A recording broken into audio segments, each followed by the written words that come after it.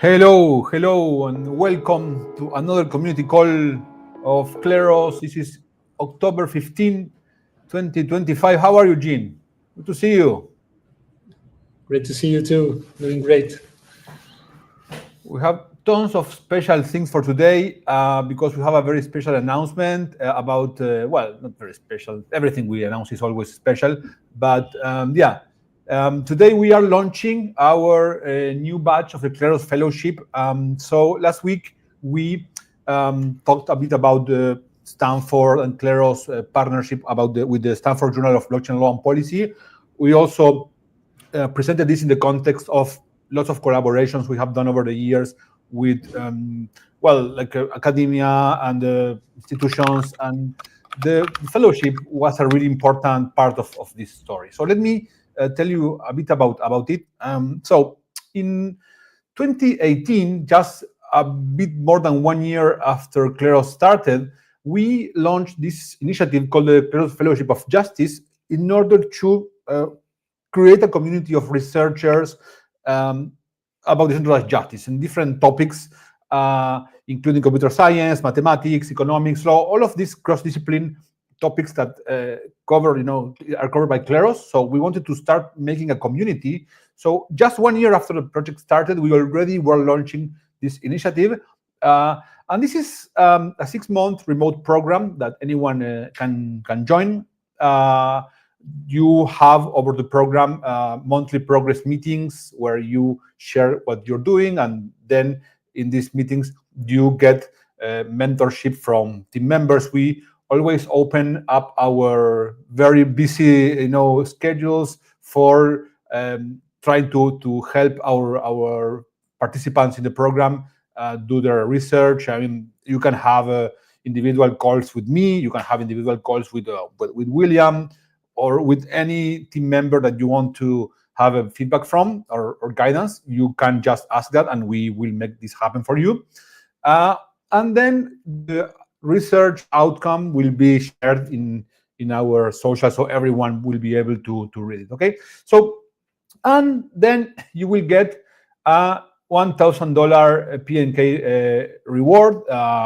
So it's a bit of a compensation for your time and effort. I mean, don't think this is a way to farm some like easy airdrop. I mean, we will make you work a lot.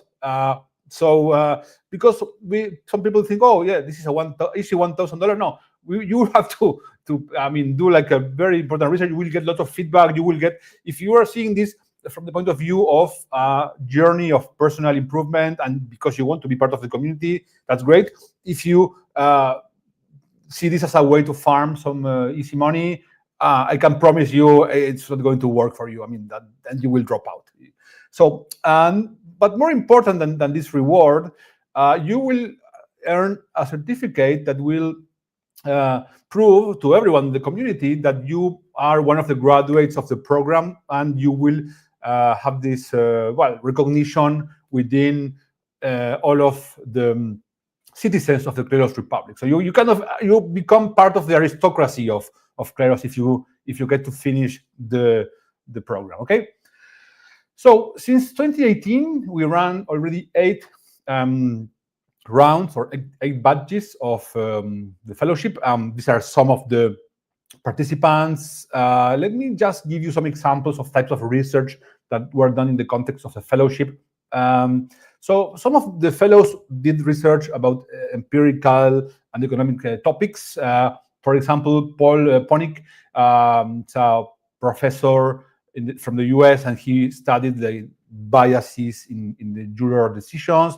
Alessia did research about Kleros and AI. In particular, she also did a PhD at the Pompeu Fabra University in Spain, in Barcelona, about Kleros, and also she did a fellowship. So she's one of the most knowledgeable people about Kleros in the world.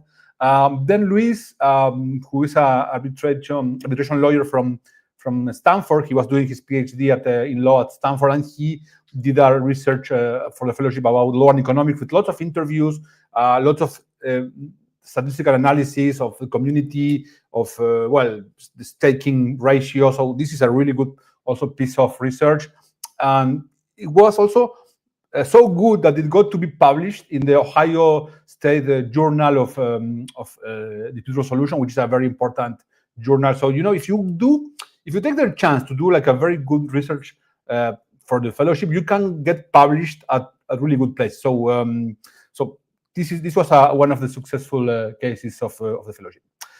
Other participants were more into industry and use case research.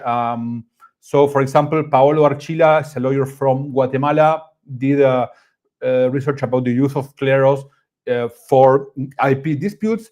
And then another of our fellows who did this is Parul Anand from India, who also did IP, but in the context of generative AI. So, there is this dispute between the New York Times and OpenAI about the use of articles and content from the New York Times to train algorithms.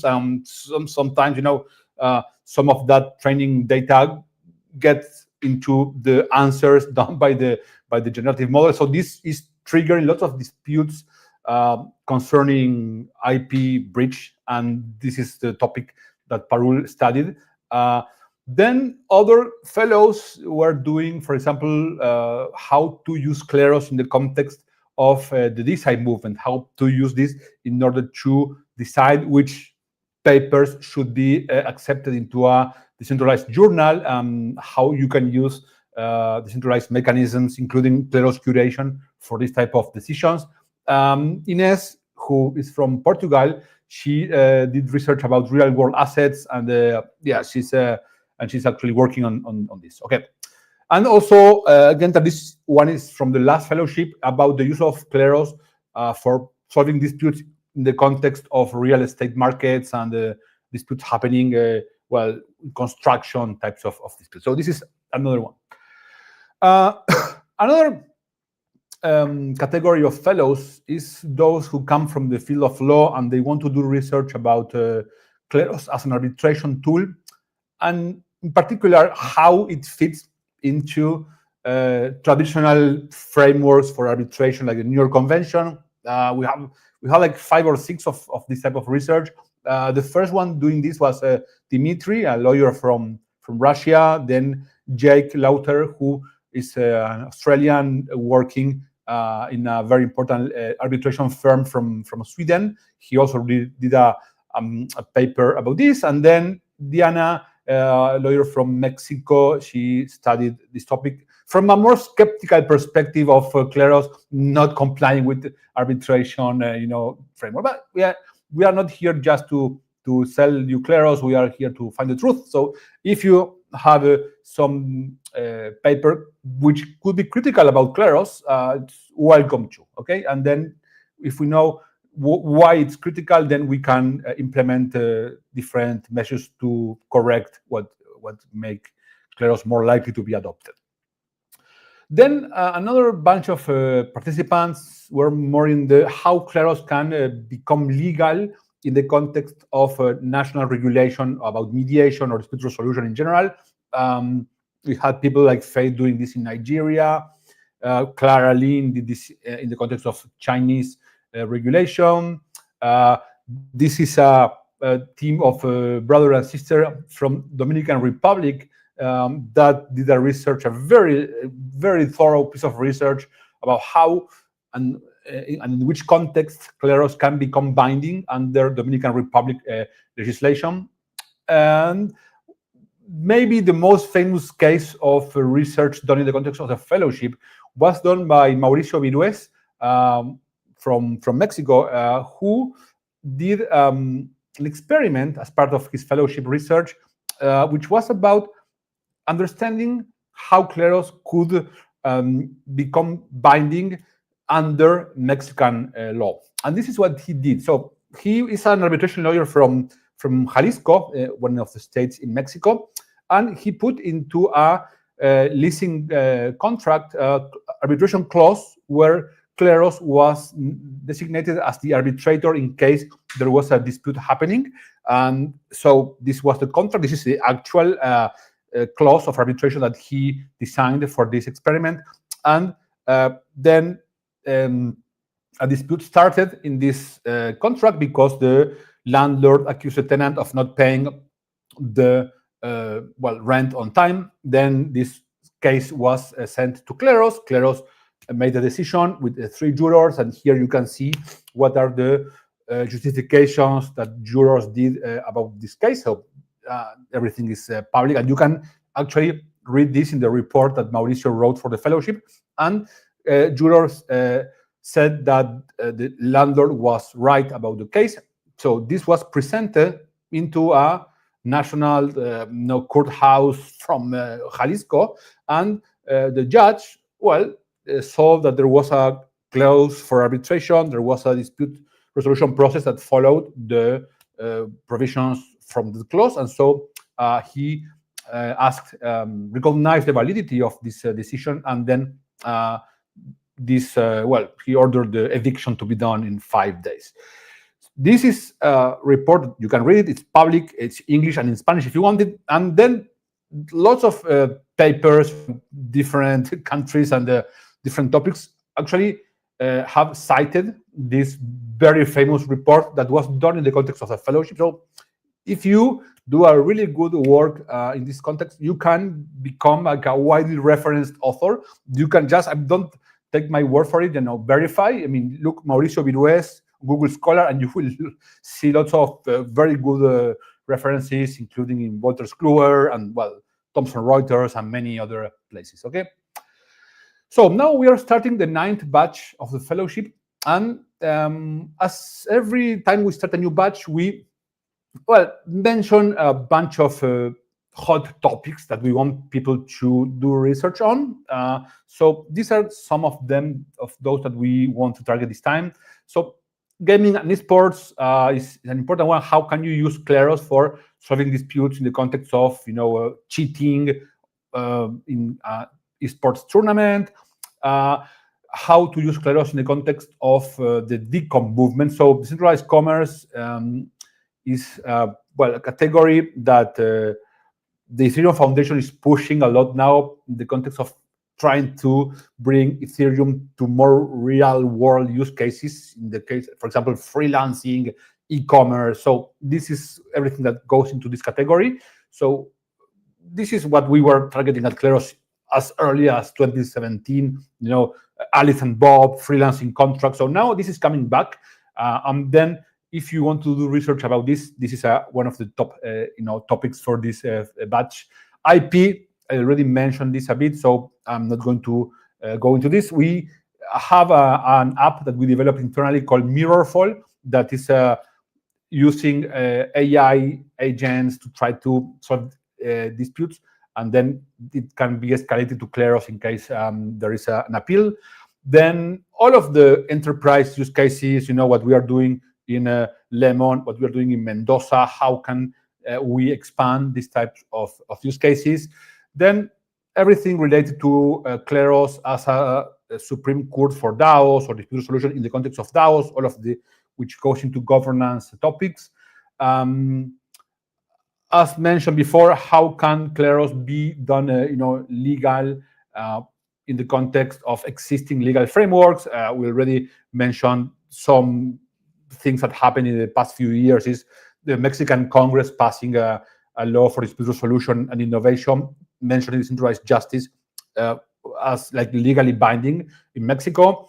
There is a new change done in the context of the Argentinian Consumer Defense Agency that potentially could have some courts within Kleros reach decisions that could be seen as binding under Argentine law. And there are other countries that are also experimenting with this. If you want to research this in your country, how could Kleros be made binding? This is the right topic for you. This is similar to the previous one.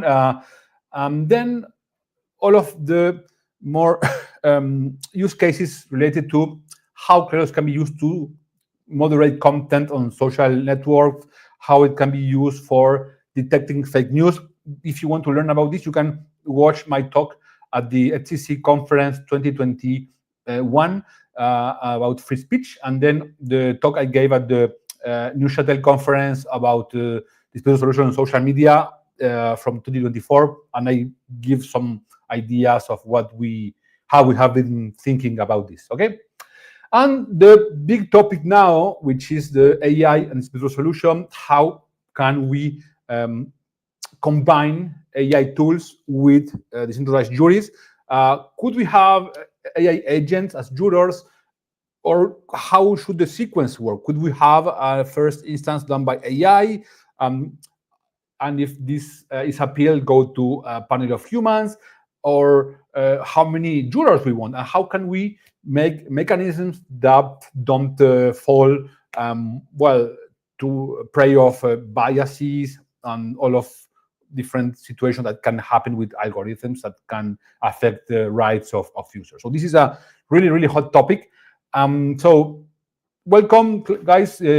Applications are open for the 9th generation of the fellowship. So this is, for me, a very happy moment, because this is one, if you ask me, one of the things we did right at the very early days of the project is launching the fellowship, because this created a community of researchers, people who are, doing work, and they publish this about this paper, about this topic, and then someone cites it, and then this creates another paper, and then students see it, and then they do a master thesis about that, and then the teacher reads it and then knows about Kleros, and then suggests another student to do a PhD. So this is like a social movement. This is how they start. So one of the main good ideas we had in the very early days was the fellowship. So you can now be part of this as well.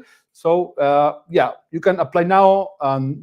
There's the blog post, and you can just go there. So thank you very much, and looking forward to having many great pieces of research in the future.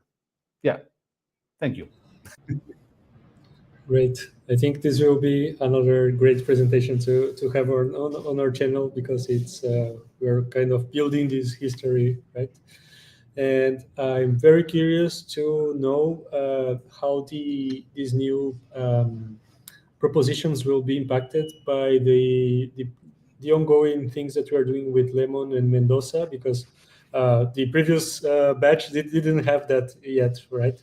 So I'm sure that there will be some projects related to that on different jurisdictions. Honestly, all the time since we create these new initiatives, we are giving participants more, opportunities to do research about more topics.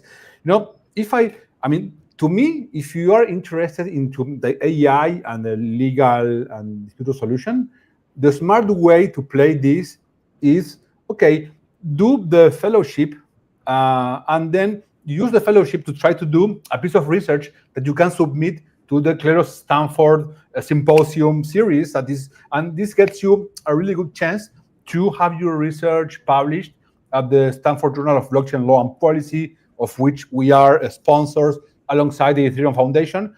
And so this is what I would do if I were like a young, legal scholar who wants to be in the innovation of AI and decentralized justice. So that's a good idea. And if you are inclined by another topic, there's lots of different topics that you can research, and all of them that we suggest there, we think are like quite impactful, because we have the market. I mean, we are all the time in contact with the market, and we know what is going to have more impact in the adoption of Kleros in the long run. I mean, at the end of the day, all of this, the goal is to try to foster adoption of Kleros, besides, of course, contributing to human knowledge, because knowledge with practical application, it's way better.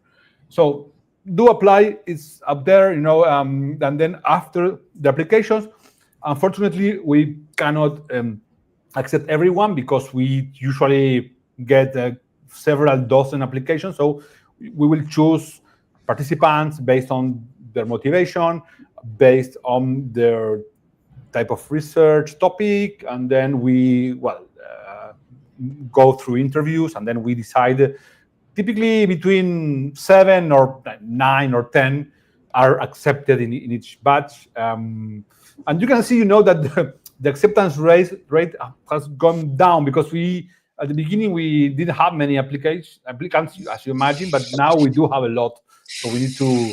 I mean, we want the fellowship to be a good experience where if you ask us something that you need from us, we have time, including my time and any of team member of the team time, to be available for you, and not that you just send me an email and I never answer. That's not the experience of the fellowship. This is why we prefer to do it like more selective. But if you are accepted, we will open everything for you. Okay, apply, and we would love to have you. Okay. Hello, William. Hello. How are you? I'm good. Good. I'm always enthusiastic to see, what the fellows produce. So I'm looking forward to that. Cool. Well, give us, your update. What's up? Yeah. So, one of the things you mentioned in what fellows could work on is relations between decentralized justice and AI. That's, of course, the hot topic, and there are many ways one could think about it. So it's something I'm also been thinking a lot about recently. Like, what does the presence of AI jurors mean for parameterization of courts? Like, how, what do courts where some people are using AI tools and sort of you have humans mixing with AIs? What does that look like, and what does it mean for mechanism design? We're writing this chapter that you and I are both collaborating on, Federico, where we're going to talk about some of these themes. So I hope people will have the opportunity to read that soon. So thinking a lot about that, and then of course thinking about lots of interesting mechanism design questions that you can always use to sort of expand what's possible in V2, taking advantage of the fact that V2 is very modular. So, as we continue to do new research over time, we can continue to launch new stuff even after V2 is fully launched. Tell us a bit, William, for people who, maybe they have not been following every week, what difference does it make to have jurors who are human and jurors who are potentially AI agents, in parameterization? Yeah, so historically, we've thought a lot about disincentivizing lazy strategies and in our parameters. What we really don't want, Kleros is a shelling point based system, so it's important that when people are thinking about how are other people going to vote, and what's the focal point or the shelling point of how they're going to vote, that you might drift to, that you expect you vote for because you expect other people to vote for it because they expect you to vote for it. We want that to be the truth, and we don't want it to be some kind of Alice wins 95% of the time. So if I vote for Alice, I'll be right 95% of the time, and that's good enough. So we thought a lot about how do we calibrate frees versus deposits? So there's always worth it for jurors to put in that extra effort to really evaluate the case. And they expect other jurors will also be worth it to them, so they should all come to the truth. And as AIs become better, you wind up with interesting sort of philosophical questions about what is a lazy strategy? Is it just always voting for the most common answer? Is it using an AI tool? Frankly, the AI tool may produce good outcomes sometimes. Is that good enough? So sort of these questions about tuning the deposits relative to the fees. When can human beings when does the fact that they're making effort, when does that increase your odds of getting the right answer? And in what courts do you want to parameterize so that you get that increase of precision, versus courts where you want really fast outcomes, where you might parameterize intentionally so that only AIs could be jurors viably in that court. For example, if you have really short time resolution times. One thing I had discussed when I was living, in Mountain View a long time ago, and I had an AI teacher at Singularity University, and he was telling me something like, there are two things that people will not want to have from AI. First, they will not want to be killed by AIs. That makes sense. And they will not want to be sent to jail by AI. So these are two things that people will not feel comfortable, which makes sense to me. So lots of them,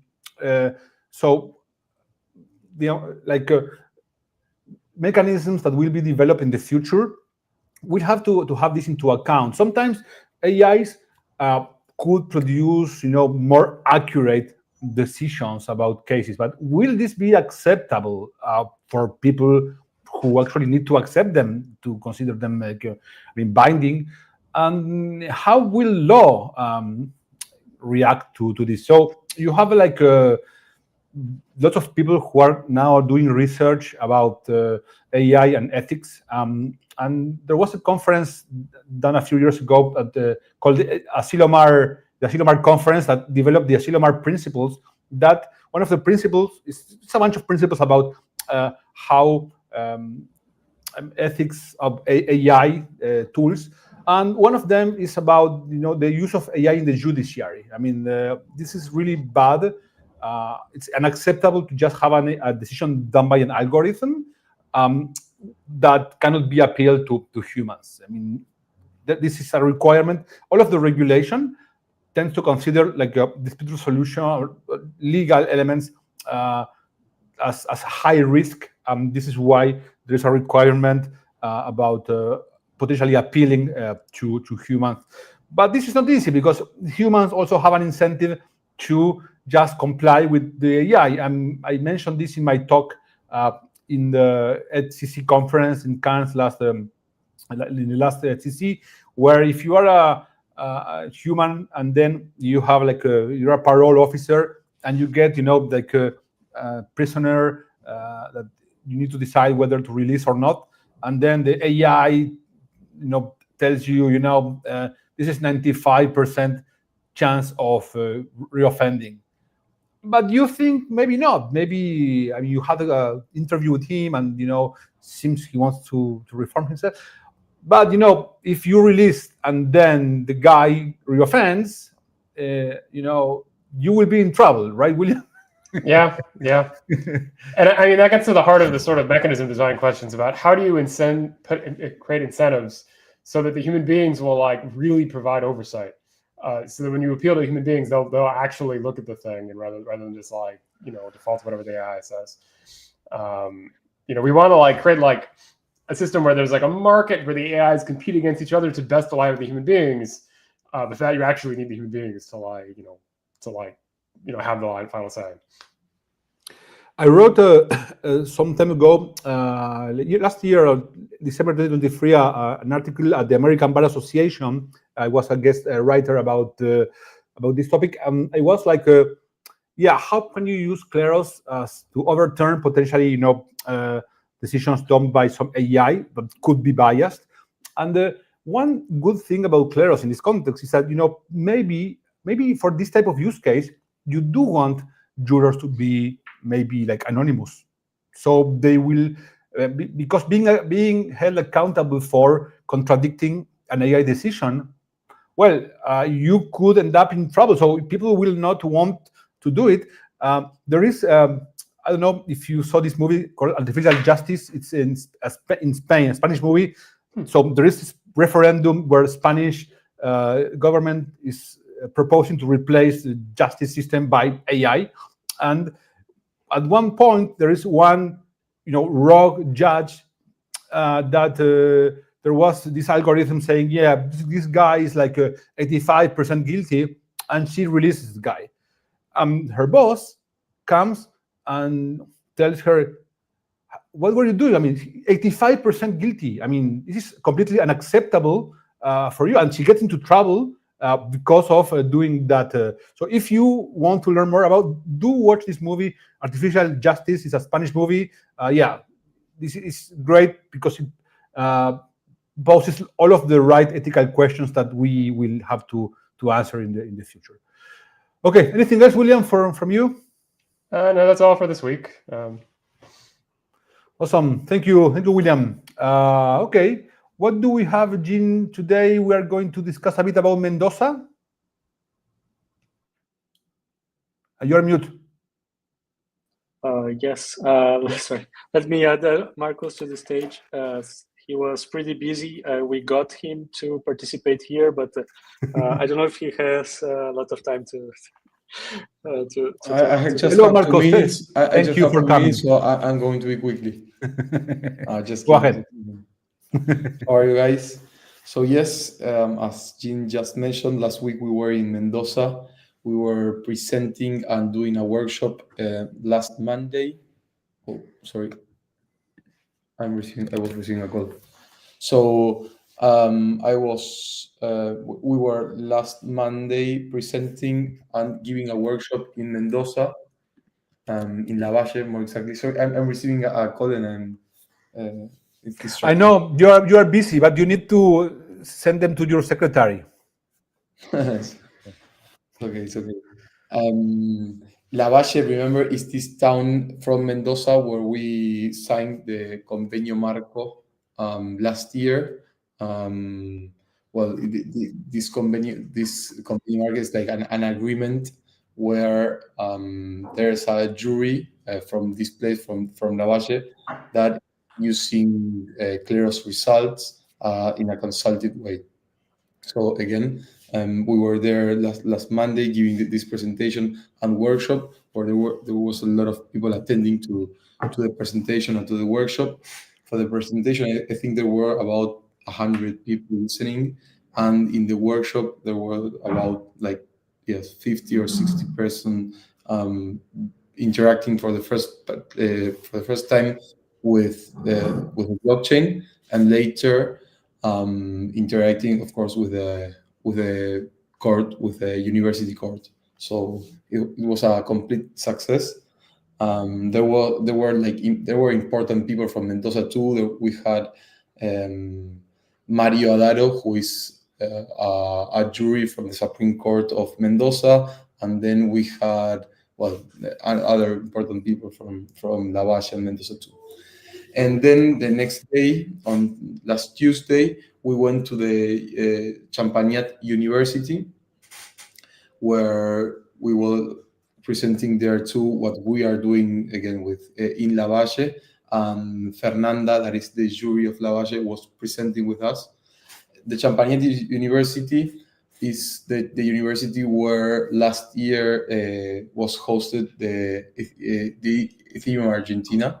I think it was March or April of last year, and it's a university very aligned with Web3 and the crypto community.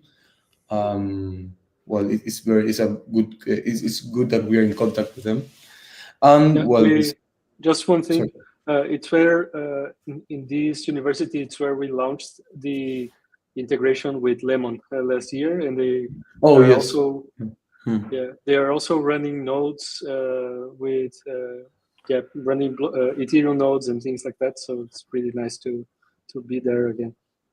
And by the way, Mendoza is also the home of the finest curated wine in the world, we could say. So, Open Vino, which is the first winery to tokenize wine, at least to my knowledge, and a part of the portfolio of the Kleros cooperative, because they use Kleros for certifying that the wine they produce is actually organic. Well, actually, during the presentation last Tuesday, we were talking about Open Vino and other famous crypto use cases of Mendoza. And yes, we were talking about Open Vino. And what's the name of the founder of Open Vino? Mike Tango Bravo. Mike, yes, we were talking about him. So again, the trip to Mendoza was really good. And we were also able to speak with Fernanda. We went for dinner and for lunch. So we were able to speak about how the integration is going with them and which are the next steps. Actually, Facundo finished a dispute policy that we had to finish for a new case. So we are going to receive one case, I think, during the next week. So yes, it was very useful, the trip. Besides this, let me tell a short story about this Judge Fernanda. So she, very early stage of Kleros, 2017 maybe, I was invited to speak at a judge, meeting in a city of Argentina called Mar del Plata, and I was presenting Kleros, and the way in which the room was set up, it wasn't a very old hotel, for you from Argentina, Hotel Provincial, it's a really old hotel, in Mar del Plata. They had set up the room like this, you have like people here, like here, and I was in the middle, like kind of a trial. I mean, and lots of those were like all judges close to retirement, and I was like, yeah, because we have this crowdsourcing method with the blockchain for transparency and for dispute solution, and this is and I mean, I was like, people were like, well, and she. Last year, when I went to Mendoza to actually launch this pilot, the official launch with the media and all that, she told me, I was in that, I didn't know that until she told me that last year. So 7 years later, and people were skeptical, but I was like, I mean, this is going to work. I mean, this needs to be tried. And moral of the story, you never know. You go, you plant lots of seeds. You never know which one will grow at some point. I have more stories of this, but for now I will, let you with this. But so never stop believing. Yeah, go ahead, Marcos. Yes, and Fernanda is helping a lot, Kleros, to grow. So yes. One so thing, again, I have a question, Marcos, because I remember last year when we were on the Mendoza, also on the Supreme Court, presenting to the lawyers and people that participate on this like innovation hub. There was, of course, always like how can I say it, some reaction to it, like, okay, this is interesting, but it doesn't seem like it will actually work. But probably after 1 year after this presentation, probably the reaction is more positive now, right? well, yes, 100%, because in both presentations on Monday and on Tuesday, I was presenting Kleros and how like the Kleros mechanism works and everything that goes in the background. But after my presentation of Kleros, Fernanda was talking about how Kleros was working with Lavalle, that again is this town in Mendoza. So people that was listening was able to understand like a real case and a real actual case of Kleros. So yes, I agree with that, Shin. And well, of course, this year we were talking about the lemon cases and well other use cases of Kleros that maybe last year we were still pushing to start working with them. So yes, I think that this year people listening to the presentation was able to understand better how Kleros is working nowadays. Yep. So well, besides Mendoza, that again was a complete success. This week we received 3 new cases from Lemon that well we are working with them. So I would say that at the end of this week or maybe next Monday we are going to be creating them in our court. And well, we have 2 more updates. The first one is about the customer defendant figure, this figure that gives more jurisdiction to Kleros in Argentina. I have already spoke about this during the last weeks, but well, the update is that we had a new call during the last week, and well, we were discussing about which profiles they needed to be. Oh, we have a. Well, that's the next update. But well, to finish quickly about the customer defendant, we had a call last week where we were discussing which profiles can apply to this figure, and while we were discussing some like bureaucracy as how we have to do the presentation and all that stuff.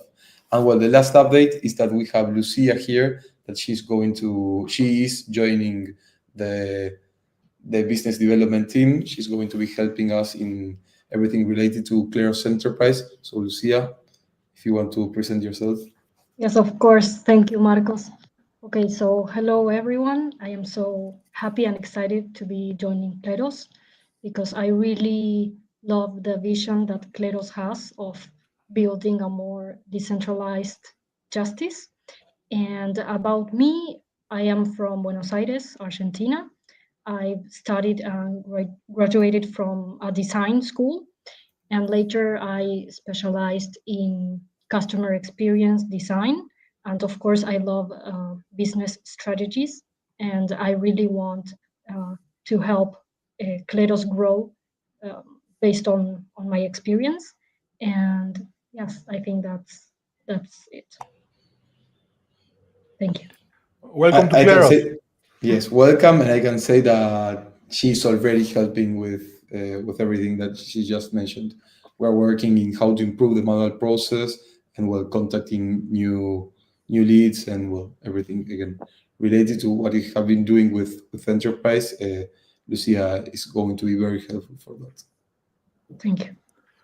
I think one important part of the integration of Kleros Enterprise is how the users feel, right? Because it's not only having the process being fair, it's also how the process is perceived, right? So I think it's very, very cool to have you on board. Yes, I agree.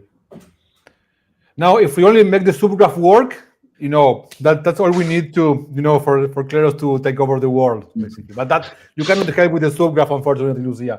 It's more like a technical problem. But we're fixing it. Don't worry. Okay, thank you. Welcome to Kleros. Then we have to speak a bit more about the events. Anything else from you, Marcos? No, that's all. Well, about events, we are flying to San Martin de los Andes, to, let's say, the Patagonia of Argentina.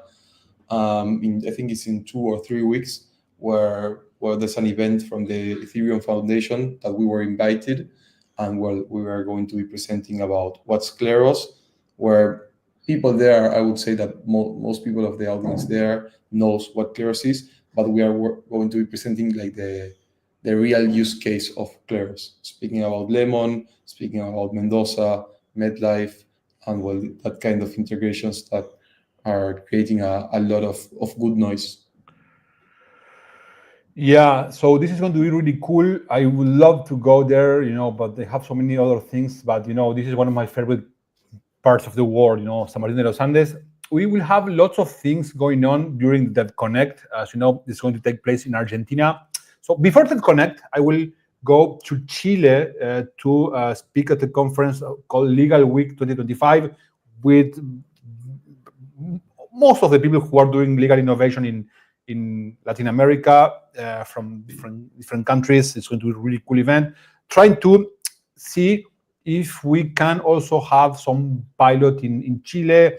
Well, Mendoza is not far from Chile, so maybe the mountains have something in the air that can, make us have another pilot there.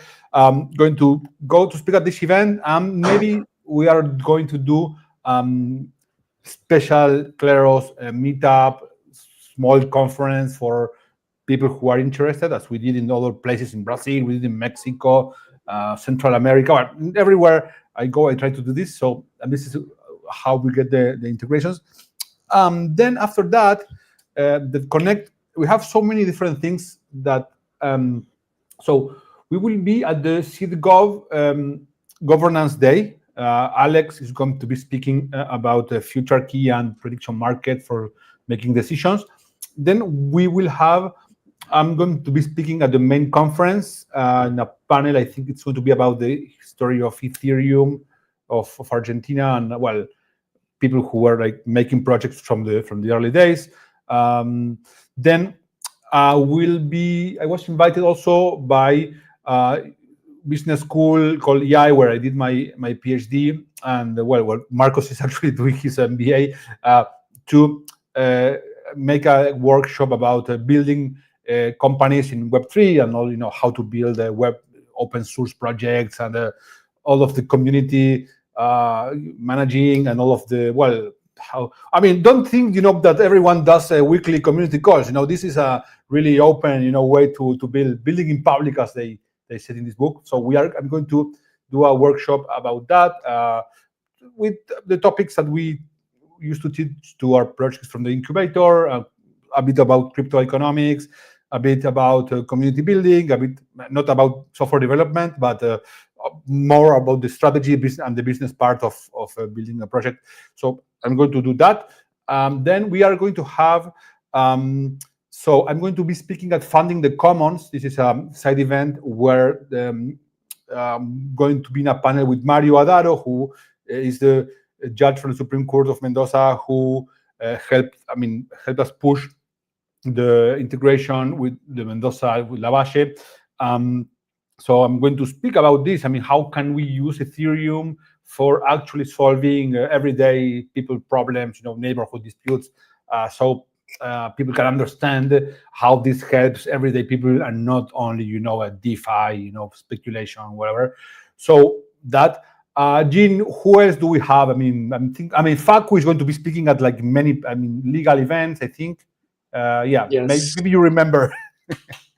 Yes, we actually just learned about a government, an event about government entities and crypto that will probably be participating.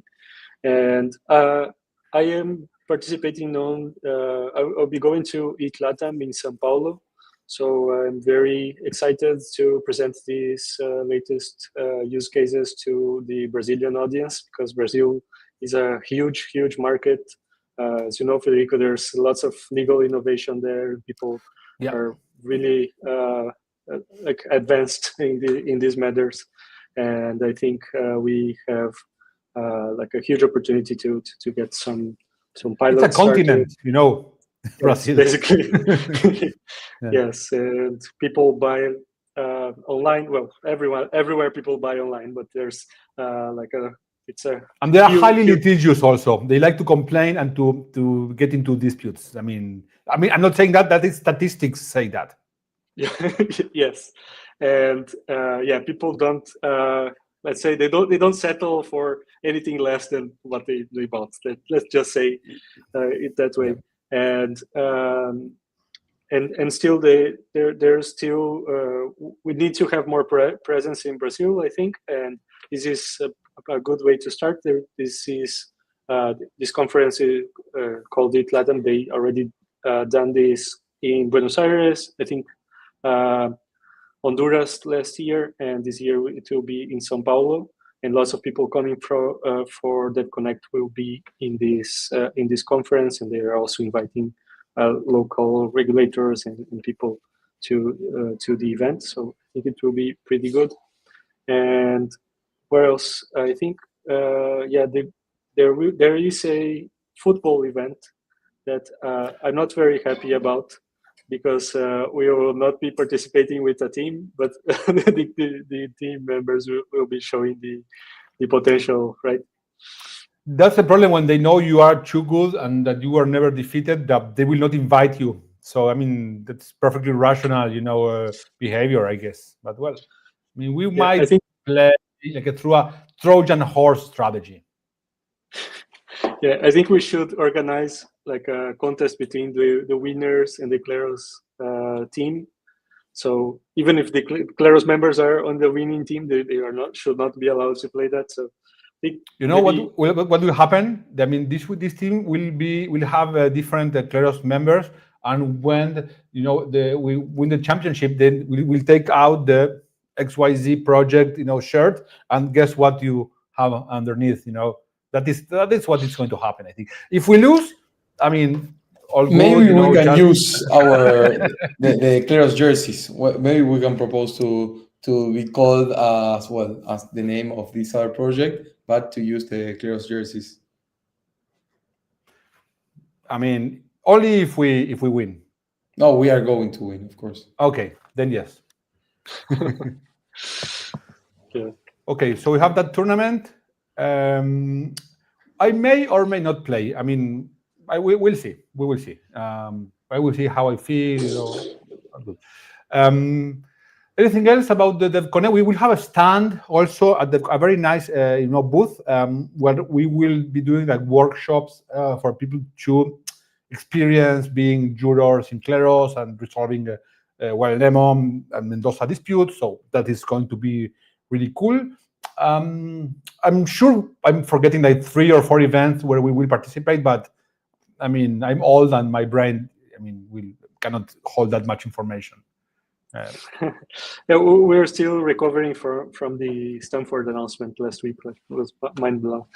Exactly. Well, what do we have? Anything else for today? You have Curate, or something that you want to announce, Jean, about Curate? Yes, there's one important update from Curate that we launched a new subgraph solution on Curate. I think it was the end of last week. It's working fine for now. So we did not announce officially yet because we want to wait a little bit. We know how these things go, but for now it looks like it is a more efficient solution, more reliable solution than the previous ones. That we had some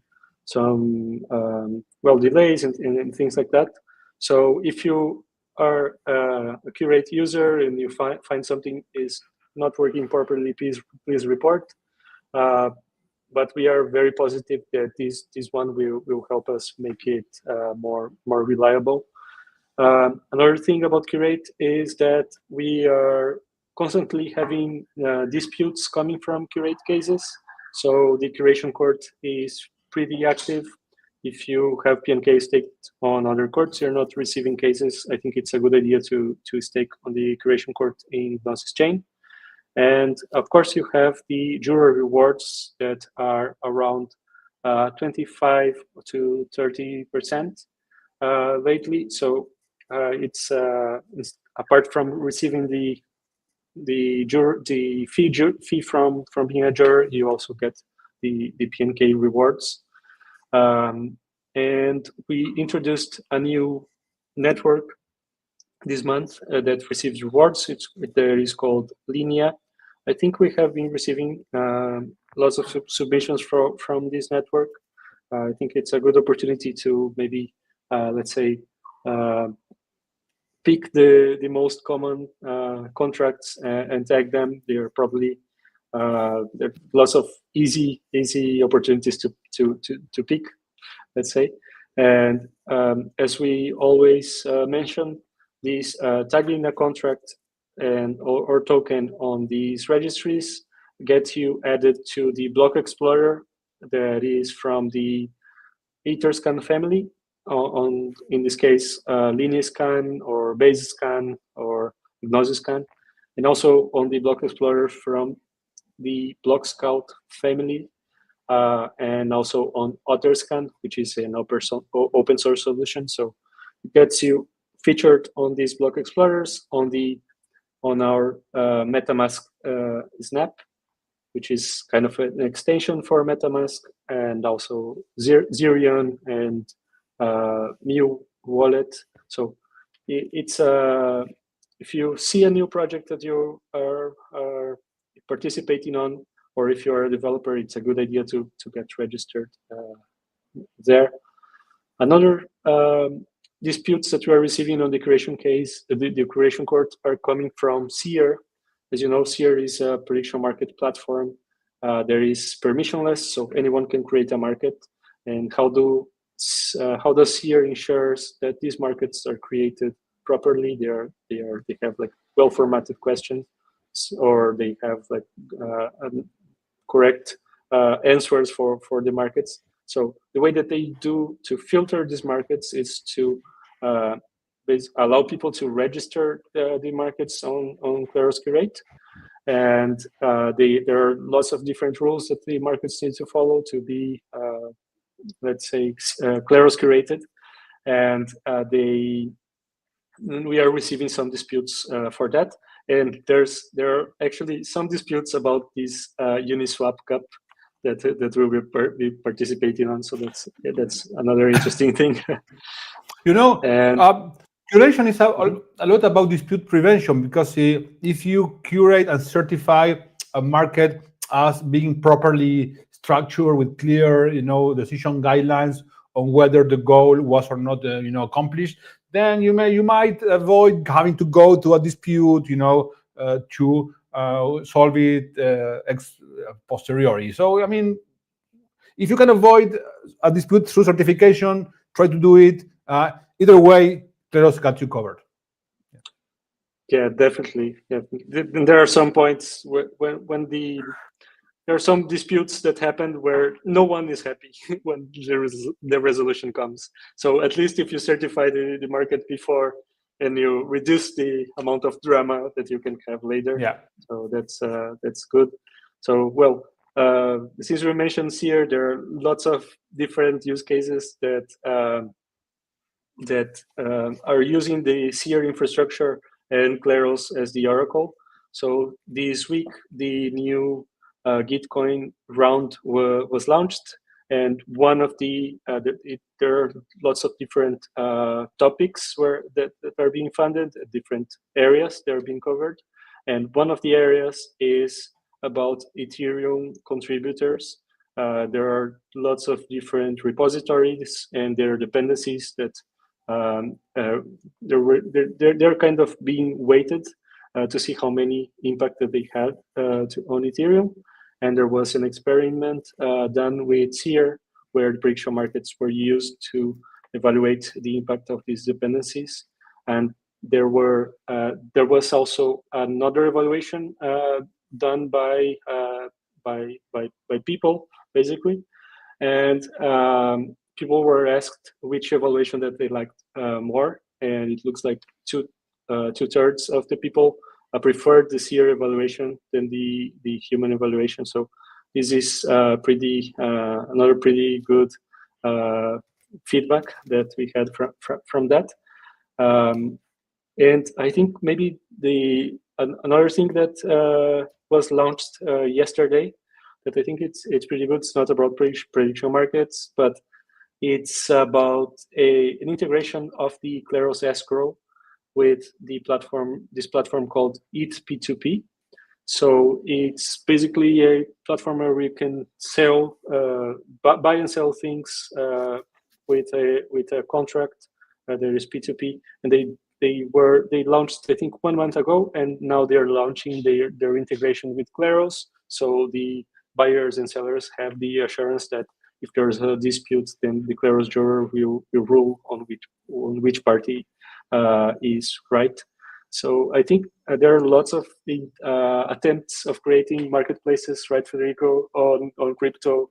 DCOM. I think DCOM, yeah. There was Open Bazaar, so it's kind of a dream of creating the crypto native marketplaces, and we are now getting to a point where the experience is very good, and you have Kleros, and it's very cheap to use Kleros now compared to what was before. So it's great to have this ETH P2P launching the integration with Kleros. We have Maldonado. Honestly, we are old enough as a project as to have discussed in the early days using Kleros for solving disputes in Open Bazaar. Imagine how old are we? How long have we been doing this? So yeah, I mean, well, it takes time, to earn trust and how people want to use it, especially in a industry like this, where everything needs to be trusted and people need to see legitimacy in your project. So yeah, but we are old enough to have discussed with Open Bazaar, I don't even know in which it was built on Bitcoin Net. I don't know what they use. It was pre-Ethereum almost, or the early days of Ethereum, probably. Yeah. Okay. Well, I guess that's a lot of content for you guys to process for the week and digest.